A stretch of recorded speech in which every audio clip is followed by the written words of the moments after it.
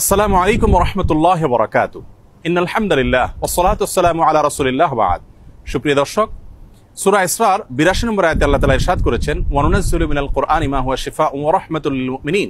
যার অর্থ হলো, আমি কোরআনে কারীমের এমন সব আয়াতসমূহ, সূরাসমূহ নাজিল করি যার মাঝে রয়েছে ঈমানদারদের জন্য আরোগ্য লাভের মাধ্যম এবং তাদের জন্য রহমত তথা আল্লাহর পক্ষ থেকে করুণা। আয়াতের ব্যাখ্যা মুফাসসিরদের অনেকেই বলেছেন, এখানে আল্লাহ রাব্বুল আলামিন আত্মিক রোগসমূহ থেকে আরোগ্য লাভের মাধ্যমের কথা বুঝিয়েছেন, অর্থাৎ কোরআনের প্রেসক্রিপশনকে অনুসরণ করার মাধ্যমে মানুষ প্রকৃত মানুষে পরিণত হয়, মানবীয় গুণাবলী অর্জন করে মানুষ আল্লাহ রাব্বুল আলামিনের প্রিয় পাত্রে পরিণত হয়। এর ব্যাখ্যা অনেক মুফাসসিররা এও বলেছেন যে এর মাধ্যমে আল্লাহ রাব্বুল আলামিন আত্মিক রোগসমূহ থেকে মুক্তির পাশাপাশি শারীরিক যে রোগসমূহ আছে সেগুলো থেকেও মুক্তির পথ আল্লাহ রাব্বুল আলামিন আমাদেরকে বাতলে দেন। সেগুলোকে আবিষ্কার করে খুঁজে বের করে যথাযথভাবে আমল করার মাধ্যমে উপকৃত হওয়াটাই হলো আমাদের জন্য মূল বিষয়। আজ আমরা কোরআনে কারীমের এমন একটি সূরা আপনাদের সঙ্গে শেয়ার করতে চাই যে সূরার অপর নামই হলো সূরাতুশ শিফা বা আরোগ্য লাভের সূরা। আর সেই সূরা হলো আমাদের সকলেরই অতি পরিচিত সূরাতুল ফাতিহা।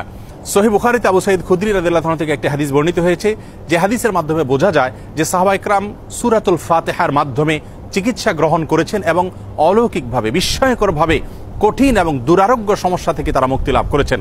তখন নবী করিম সাল্লাল্লাহু আলাইহি সাল্লাম বিষয়টি জানতে পারার পর তাকে বলেছিলেন, ওমা ইউদরিকা আন্নাহা রুকিয়া, তুমি কিভাবে জানলে যে সূরা ফাতিহা এটি রুকিয়া বা সকল রোগ থেকে শেফার একটি মাধ্যম। এজন্য এই সূরা সম্পর্কে উলামায়ে কেরাম বলে থাকেন যে সূরা ফাতিহার মাধ্যমে যে কোনো রোগ বালাই থেকে, যে কোনো বিপদ আপদ থেকে, যে কোনো অসুখ বিসুখ থেকে মুক্তি লাভের মাধ্যম হিসাবে আমরা এটিকে ব্যবহার করতে পারি। সূরা ফাতিহা এ সম্পর্কে ইমাম ইবনুল কাইয়িম রাহিমাহুল্লাহ তিনি বলেছেন, এই সূরাটিকে বারবার আমি আমল করে দেখেছি। আমার জীবনে যখনই কঠিন কোনো ব্যথায় আমি আক্রান্ত হয়েছি, কাতর হয়েছি, তখনই এই সূরা পাঠ করে ফু দিয়ে সে ব্যথার জায়গাকে মুছেছি। আল্লাহ রাব্বুল আলামিন বিস্ময়করভাবে, অলৌকিকভাবে আমাকে সুস্থতা এবং আরোগ্য দান করেছেন। আমি ব্যক্তিগতভাবে আমার কথা বলতে পারি যে আমার বাসায়, পরিবারে আমার বাচ্চাদের যখন কোনো অসুখ বিসুখ হয়েছে, কখনো কোনো সমস্যা দেখা দিয়েছে, তৎক্ষণাৎ আমি সূরা ফাতিহা পাঠ করে তাদেরকে ফু দিয়েছি, তাদের শরীরে মুছেছি এবং সঙ্গে সঙ্গে আল্লাহ রাব্বুল আলামিন বিস্ময়করভাবে আমাকে উপকারিতা দিয়েছেন। আর এরকম ঘটনা আমার জীবনে 2-4 বার নয়, বরং অগণিতবার ঘটেছে।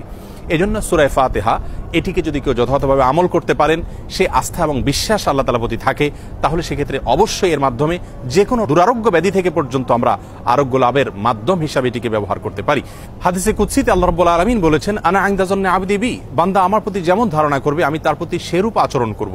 অতএব পরিপূর্ণ আস্থার সাথে, বিশ্বাসের সাথে যদি কেউ যে কোনো অসুখ বিসুখ থেকে, যে কোনো ব্যাধি থেকে মুক্তি লাভের জন্য সূরা ফাতিহাকে পাঠ করেন, সেটি পাঠ করে কোনো পানিতে, তেল ইত্যাদিতে ফু দিয়ে সেটি যদি ব্যবহার করেন, প্রয়োগ করেন, অথবা শরীরের কোনো জায়গায় অসুখ দেখা দিলে এটি পাঠ করে যদি ফু দেন সেই জায়গায় বা মোছেন, ইনশাআল্লাহ বিইذনিল্লাহ আল্লাহ তাআলা তাকে ওই রোগ থেকে মুক্তি নসিব করবেন।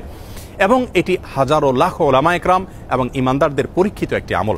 আমরা এই আমলটি যে কেউ করতে পারি। আমরা অনেকে মনে করি এই সমস্ত সূরার মাধ্যমে আরোগ্য লাভের জন্য বোধহয় কোনো মুত্তাকি পরহেজগার মানুষ দিয়ে এগুলো পাঠ করাতে হয়। মূলত আমরা যে কোনো মুসলমানই এটিকে আমল করতে পারি এবং এর মাধ্যমে আরোগ্য লাভের চেষ্টা করতে পারি। আল্লাহ রাব্বুল আলামিন আমাদের সকলকে কোরআনে কারীমকে সব দিক থেকে আমাদের অনুকরণীয়, অনুসরণীয় গ্রন্থ হিসাবে গ্রহণ করার তৌফিক দান করুন। কোরআনে কারীমের সকল প্রেসক্রিপশনগুলো মেনে আমাদের জীবনকে আলোকিত করার তৌফিক দান করুন এবং কোরআন থেকে শেফা গ্রহণ করে আরোগ্য লাভ করে আল্লাহ তাআলার প্রতি আমাদের ঈমানকে আরো বৃদ্ধি করার তৌফিক দান করুন। আসসালামু আলাইকুম ওয়া রাহমাতুল্লাহি ওয়া বারাকাতুহু।